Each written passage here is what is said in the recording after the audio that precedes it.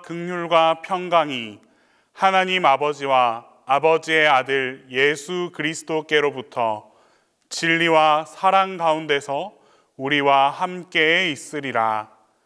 하나님은 영이시니 예배하는 자가 신령과 진정으로 예배할지니라.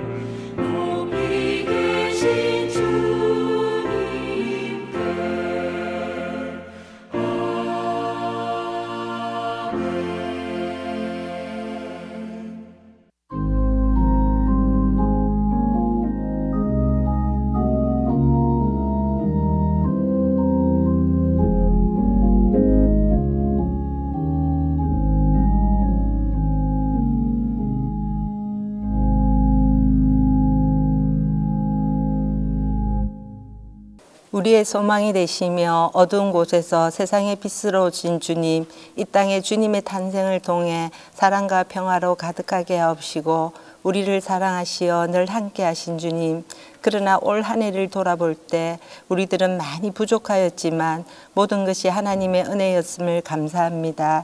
주님, 지금 우리의 형편 또 코로나로 인하여서 온전히 주님 앞에 나오지 못하지만 우리의 믿음이 흔들리지 않고 예배의 간격을 통해 우리의 영혼이 살아나고 회복되게 하옵시며 말씀의 순종으로 주님을 온전히 바라보며 순전한 기쁨을 누리며 하나님과 동행하는 삶이 되게 하옵소서.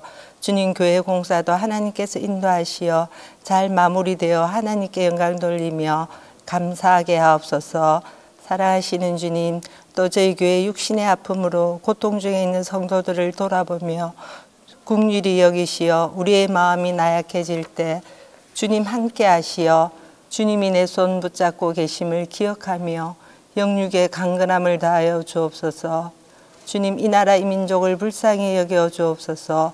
다툼과 분열, 혼란 속에 있는 이 나라와 어려운 시기 속에서 다시금 우리가 기도하는 민족으로 세워지며 또한 대통령과 위정자들이 하나님을 두려워하고 국민들을 위한 참된 정치를 하게 하옵소서. 이 시간 목사님 주시는 말씀 가운데 우리는 마음의 문을 열어 말씀의 깨달음과 심령의 귀가 열림으로 하나님의 음성을 듣게 하시고 목사님 사역을 통해서 능력을 다하시어 이 시대를 향한 주님의 비전을 세워가게 하옵소서. 우리에게 참 기쁨을 주신 예수님의 이름으로 기도합니다.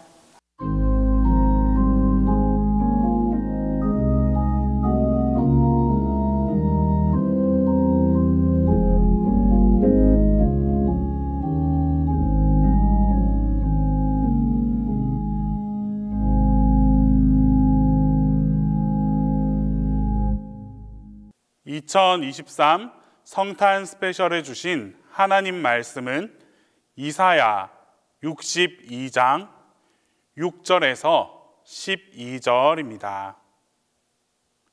구약성경 이사야 62장 6절에서 12절입니다. 예루살렘이여, 내가 너의 성벽 위에 파수꾼을 세우고 그들로 하여금 주야로 계속 잠잠하지 않게 하였느니라. 너희 여호와로 기억하시게 하는 자들아, 너희는 쉬지 말며 또 여호와께서 예루살렘을 세워 세상에서 찬송을 받게 하시기까지 그로 쉬지 못하시게 하라.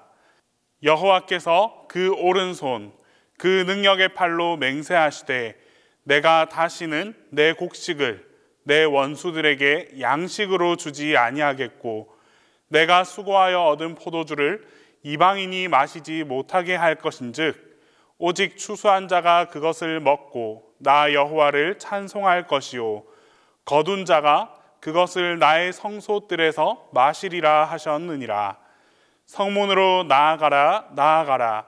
백성이 올 길을 닦으라. 큰 길을 수축하고 수축하라.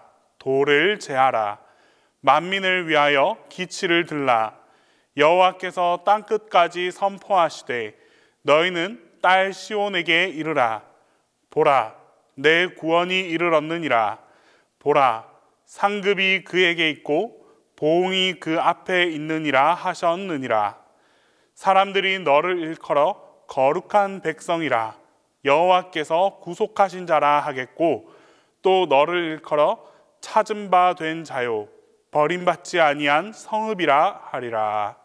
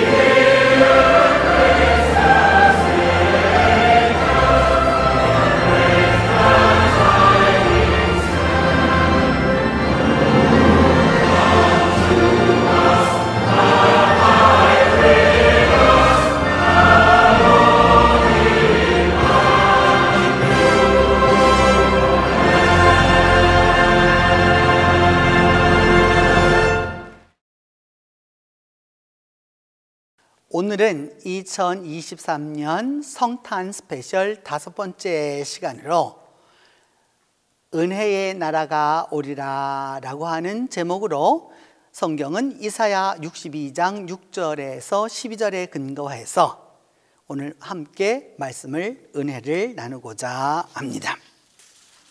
여러분, 은혜라는 말을 참 우리가 많이 쓰고 있죠. 은혜. 도대체 은혜가 무엇인가 라고 이렇게 말할 수 있는데, 참 이게 교회 안에서 아주 많이 쓰이는 말이지만 참 어려운 말입니다.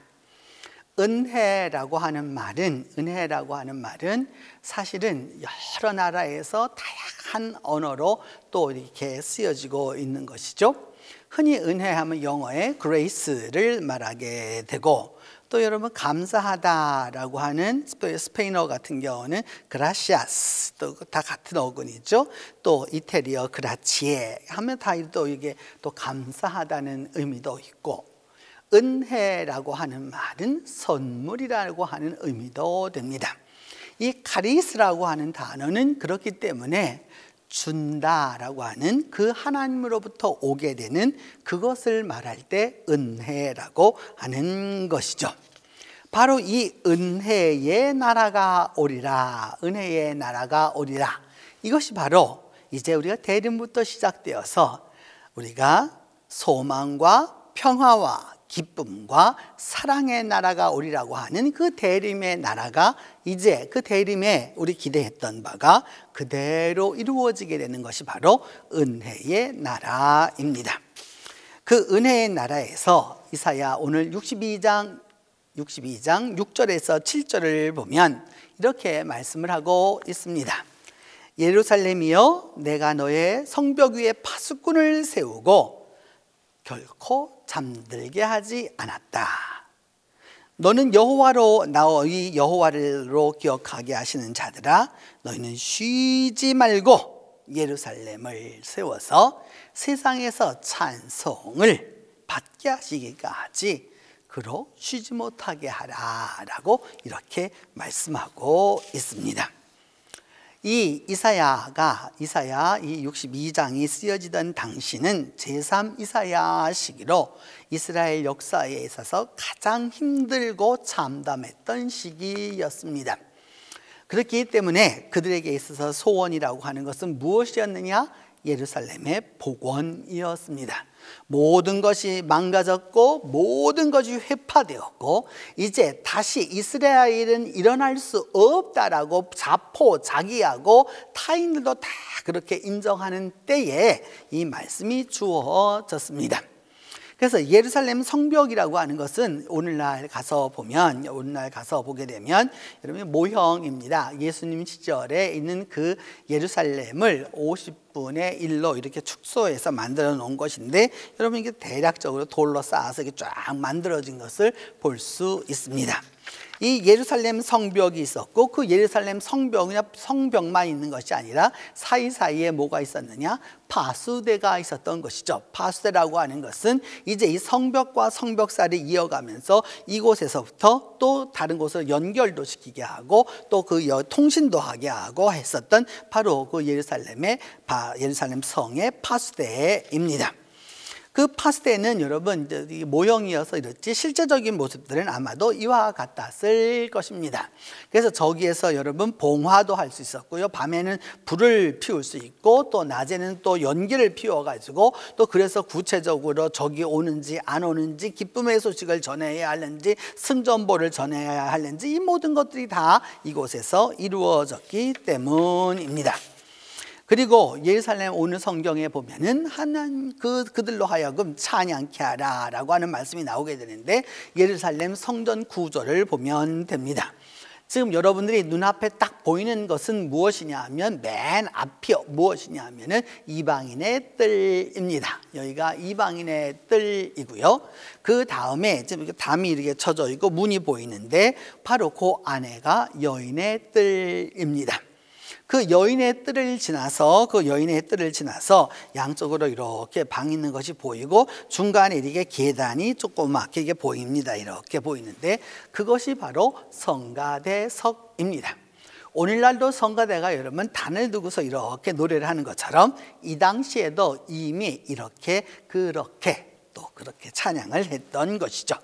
그곳을 넘어서게 되면 이제 남자들의 뜰이 되게 되고 거기에서 드디어 이제 여러 가지로 번제와 이 모든 제사들을 드리게 되었고 여러분들이 눈에 번쩍 뜨이게 보이는 그 황금 지붕을 갖고 있는 것이 바로 성소입니다. 그 지성소 그리고 그 안에는 지성소까지 있게 되는 것이죠.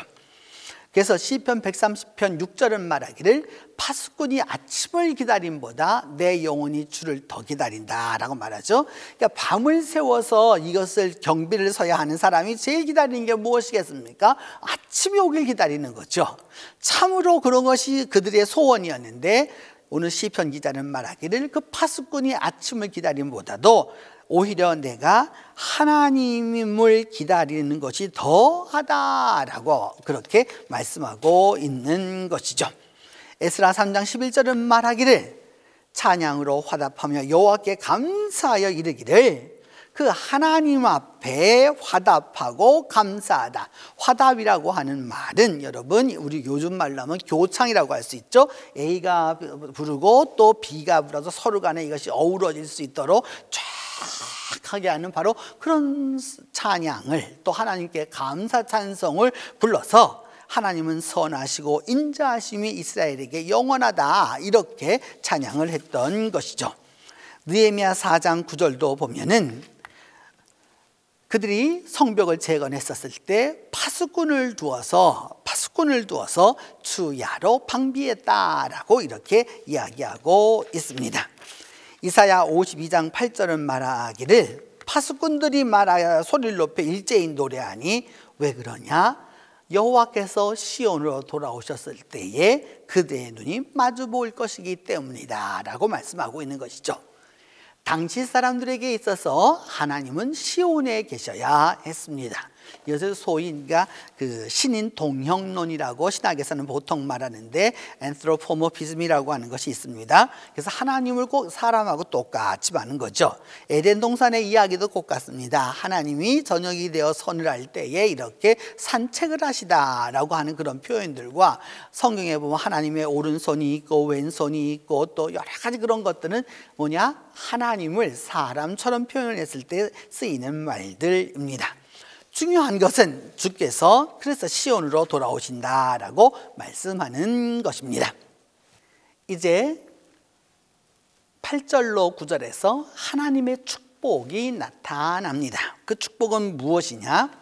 하나님께서 그 오른손, 성경에서는 오른쪽을 굉장히 중요하게 생각했습니다. 그래서 이것은 능력과 축복과 기쁨과 사랑과 성공과 승전을 의미했던 거죠. 그래서 하나님의 그 오른팔로 맹세하시기를 다시는 내 곡식을 원수들에게 주지 않을 거다.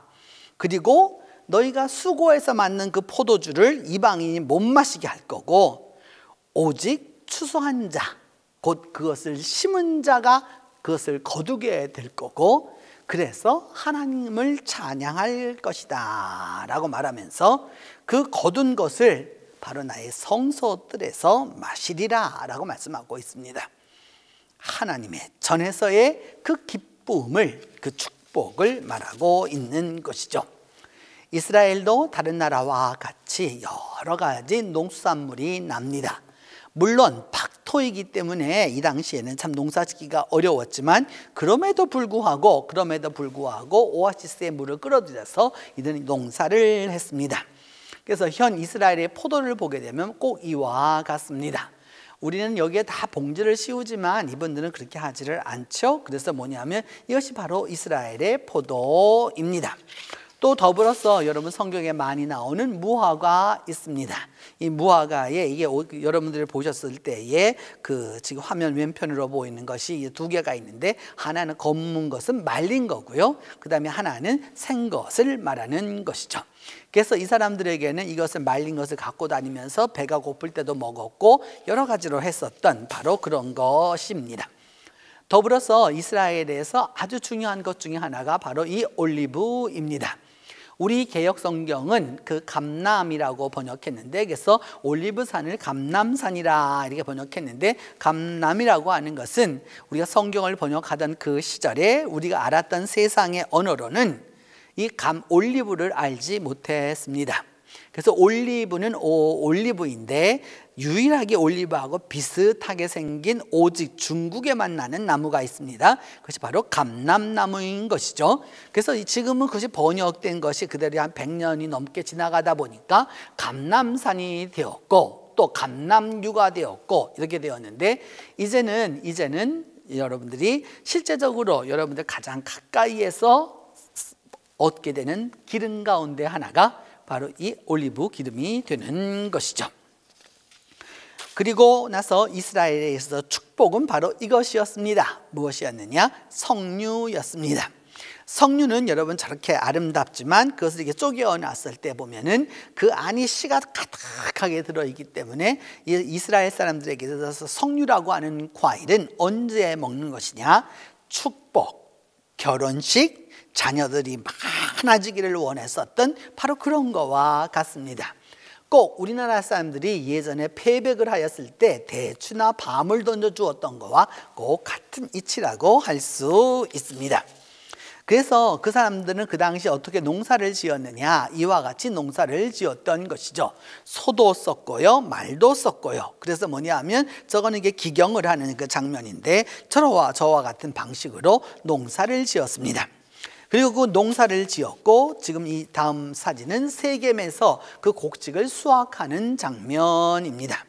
이제 이 벼나 벼가 아니고 밀이나 보리를 이제 이것을 다 수확하게 될 때에 그 모습을 이제 보여주고 있는 것이죠. 그리고 난 다음에는 여러분이 곡식 수확이 이루어지게 되었었을 때에 여러분 보시는 대로 이제 여기 누렇게 된 것들이 뭐냐면 이제 곡식들을 갖다 털어서 이제 모아놓은 것을 볼 수 있습니다.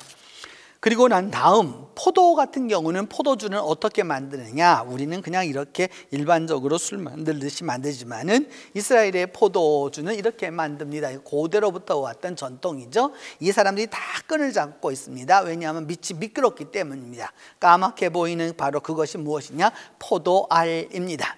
사람이 발로 저것을 전부 다 밟습니다. 그럼 밟으면 어떻게 되느냐, 그 밑에서 그 즙을 받는 곳이 있게 되죠. 그래서 그 즙을 받아서 그 즙을 가지고 어디에 넣어두느냐, 이제 항아리에 넣어두게 되는 것이죠.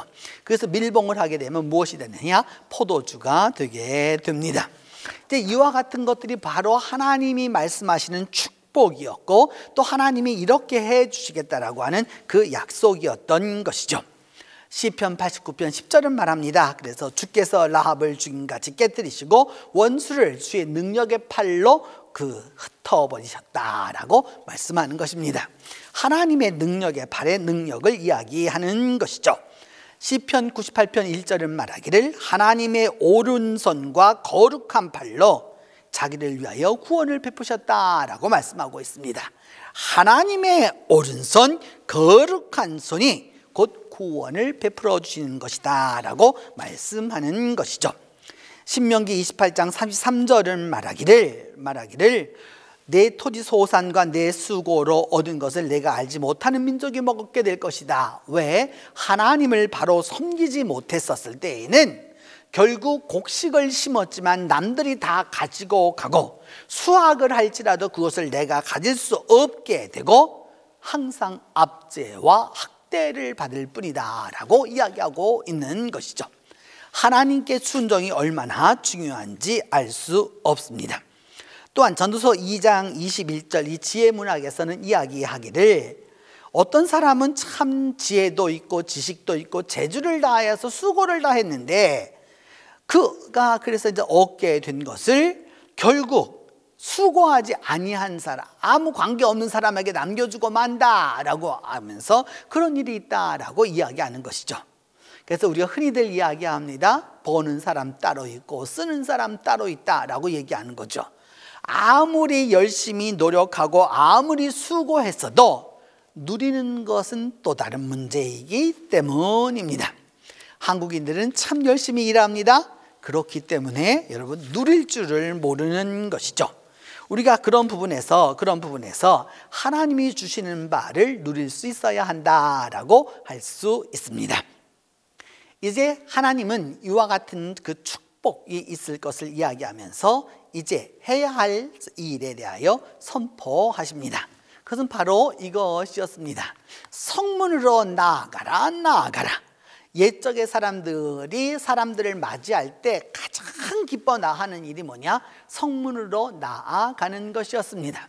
오늘날 우리가 알고 있는 성문들은, 우리 한국의 성문들, 특별히 동양에 있는 성문들은 이렇게 성이 있고 문이 작아요, 이렇게. 그런데 이스라엘과 또 그 지역에, 근동 지역에 있는 성들은 우리하고 개념이 다릅니다.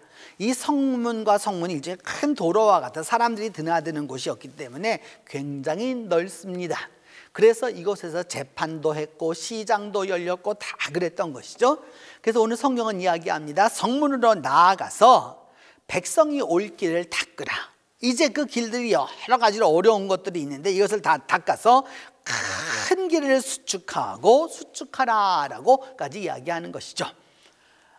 고대로부터 이스라엘과 또 그리고 요르단 이쪽과 그 다음에 그 메소포타미아까지 이르는 그 이집트에서부터 아주 엄청난 거리였죠. 여러분, 그 엄청난 거리를 소위 왕의 대로라고 하는, 요즘 말로 한다면은 여러분 큰 고속도로들이 있었습니다.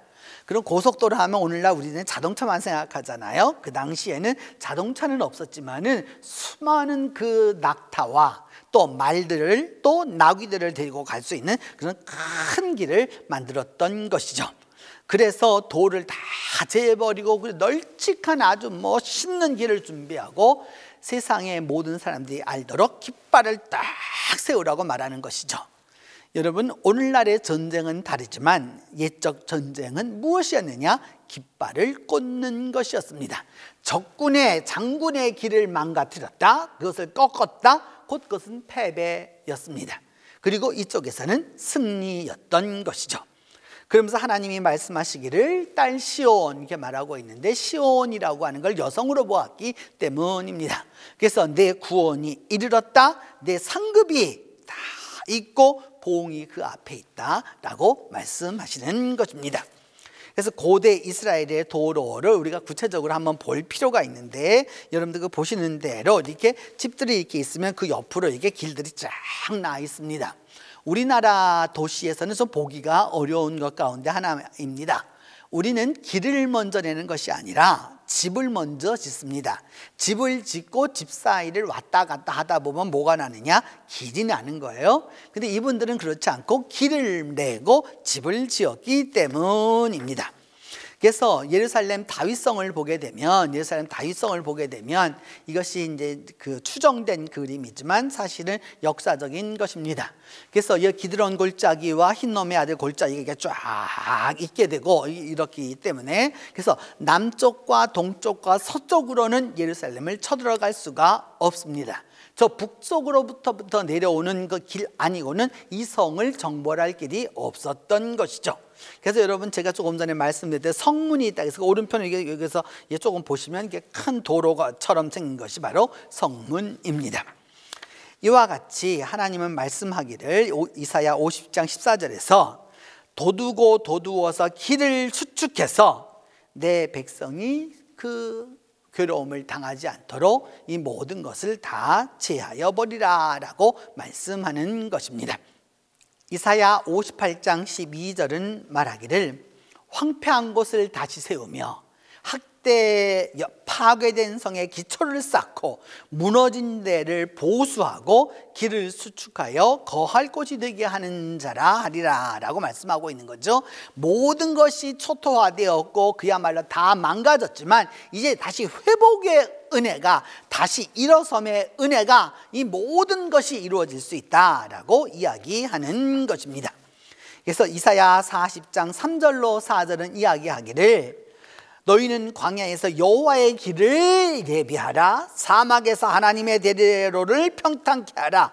그래서 골짜기 낮은 곳은 어떻게 되느냐? 도두어서 올리도록 하고 산마다 언문덕마다 높은 곳은 낮아뜨려서 결국은 평탄하게 되어서 험한 곳이 없는 평지로 만들어라 라고 이야기하는 것입니다. 이것이 바로 하나님의 회복의 역사를 이야기하고 있는 것이죠.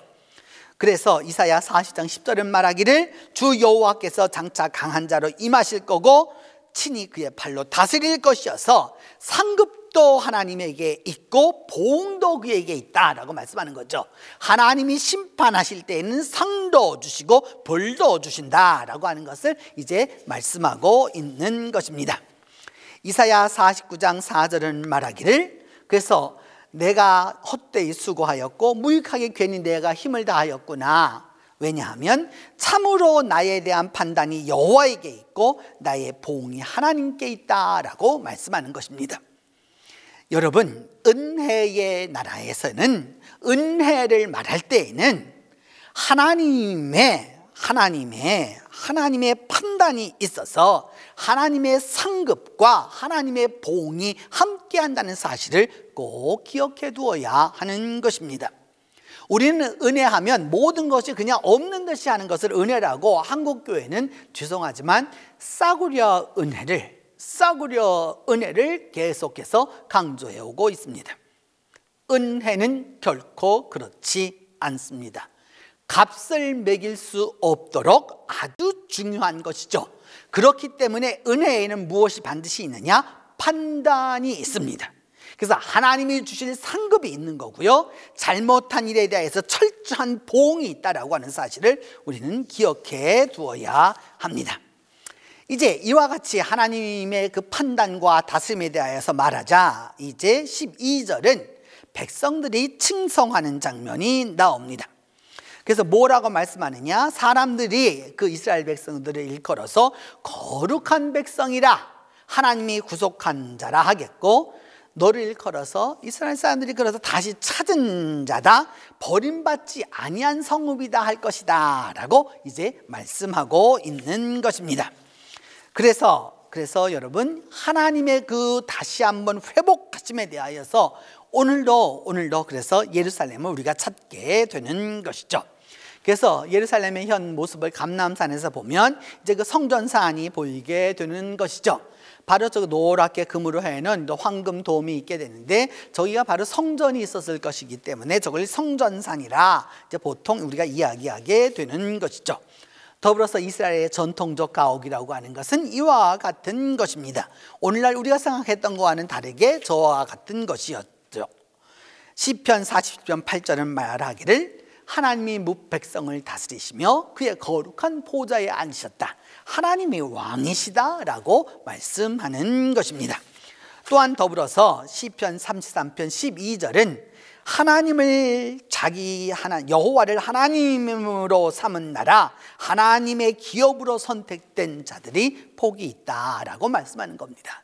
예수 그리스도의 오심은, 우리에게 다가오심은, 아기로 태어나셔서 우리와 함께 하심은 곧 무엇이냐? 하나님이 우리를 기업으로 삼아 주셨고 선택한 사람들이다 라고 하는 것을 말씀하는 것입니다.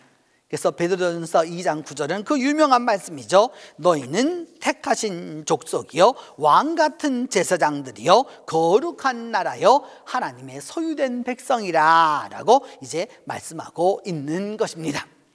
예수 그리스도를 통하여서 이 땅에 오신 아기 예수님을 통하여서 우리 모두는 하나님의 택하신 족속이고 왕같은 제사장들이고 거룩한 나라고 하나님의 소유된 백성이라는 그 축복된 의식을 잊지 말아야 할 것입니다.